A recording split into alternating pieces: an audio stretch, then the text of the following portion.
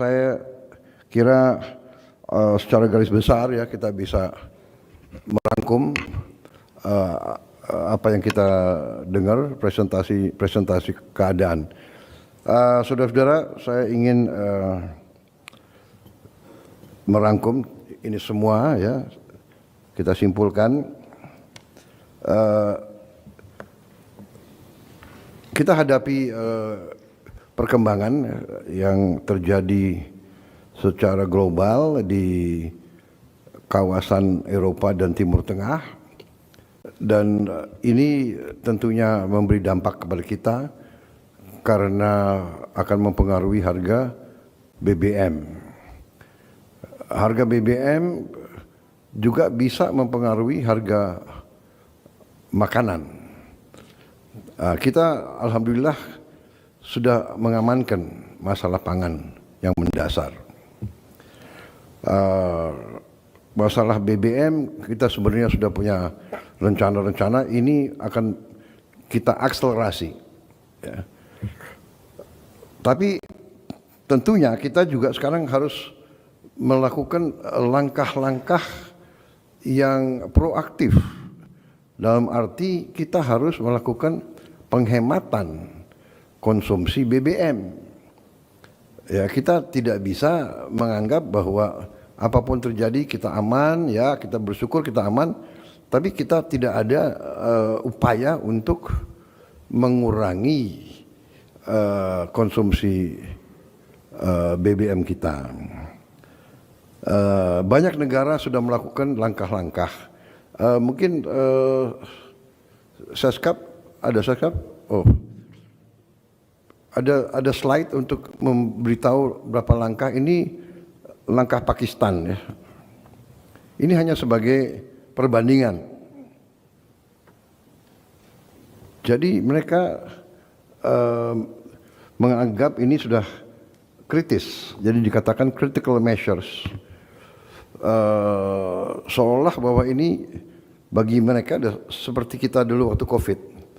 Mereka melaksanakan work from home, kerja dari rumah untuk semua kantor, pemerintah maupun swasta. 50% bekerja dari rumah. Kemudian hari kerja mereka potong hanya menjadi 4 hari. Mereka bahkan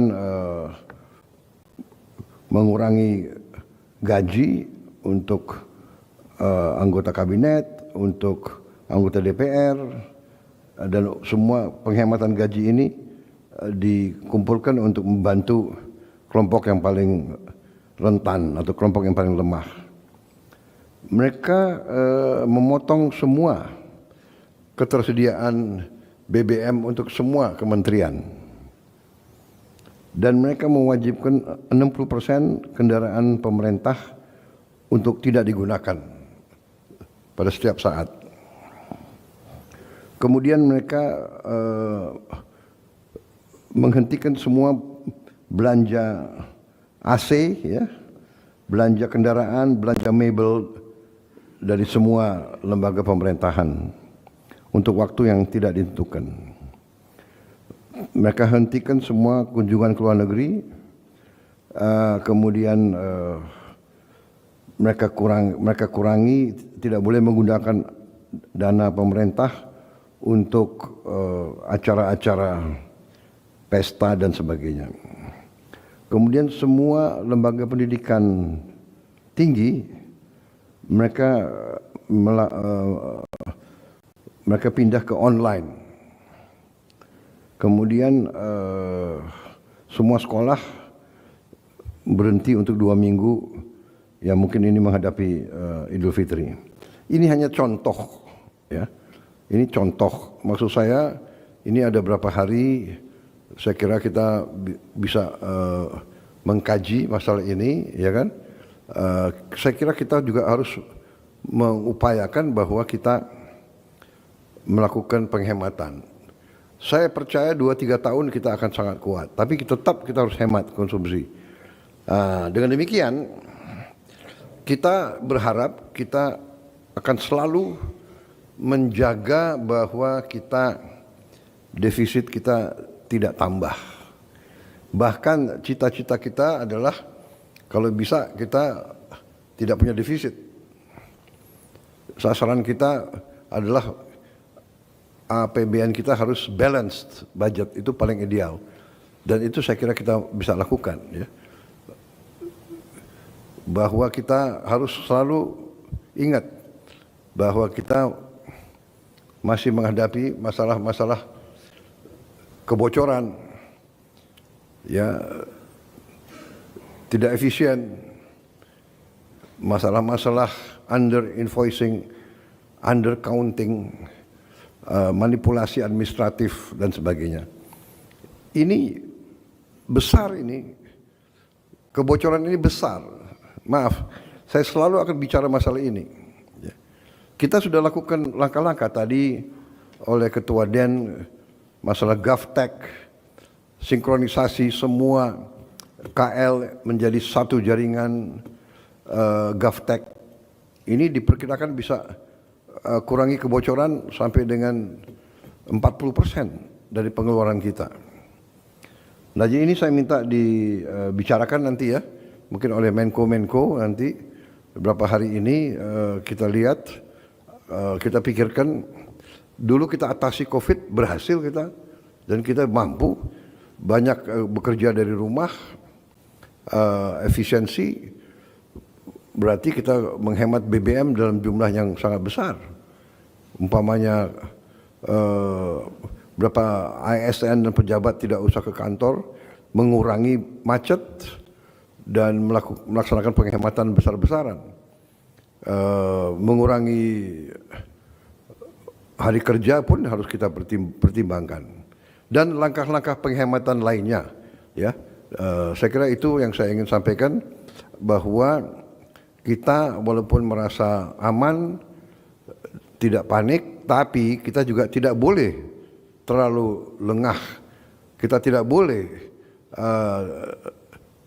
tidak mempersiapkan diri untuk kemudian paling jelek, ya. Kita berharap skenario yang terburuk tidak terjadi di Timur Tengah. Tapi ramalan-ramalan juga banyak mengatakan ini bisa jadi perang yang sangat panjang, ya. Perang yang sangat panjang. Saya kira itu dari saya, ya. Terima kasih semua menteri, ya, terima kasih semua kepala badan. Saya ingin menyampaikan penghargaan saya atas kerja keras semua unsur, ya. Saya kira kita sudah buktikan tidak hanya kepada rakyat kita, tapi kepada dunia, bahwa pemerintah kita bekerja dengan sangat cepat, dengan sangat efisien. Masih banyak yang kita harus kerjakan, tapi kita berani menghadapi kesulitan. Kita berani mengatasi kesulitan, dan kita tidak mau berbohong kepada rakyat kita, dan kita tidak mau berbohong kepada diri kita sendiri, ya. Kalau kita selalu ingin berbohong kepada diri kita sendiri, kita akan keliru. Jadi kita harus berani menghadapi kenyataan, berani melihat kekurangan kita, kemudian kita berani mengatasinya. Kita ada skenario positif, moderat, skenario paling jelek, tapi apapun ini tergantung kepada kita. Terima kasih atas kerja keras semua menteri, semua wakil menteri, kepala badan, ya. Kita buktikan terus ke rakyat kita bahwa kita bekerja untuk kepentingan rakyat. Kita tidak boleh berpikir lagi kepentingan kelompok, kepentingan golongan, suku, bahkan kepentingan partai kita masing-masing. Kesetiaan kepada bangsa adalah di atas kesetiaan apapun. Terima kasih. Dengan ini saya tutup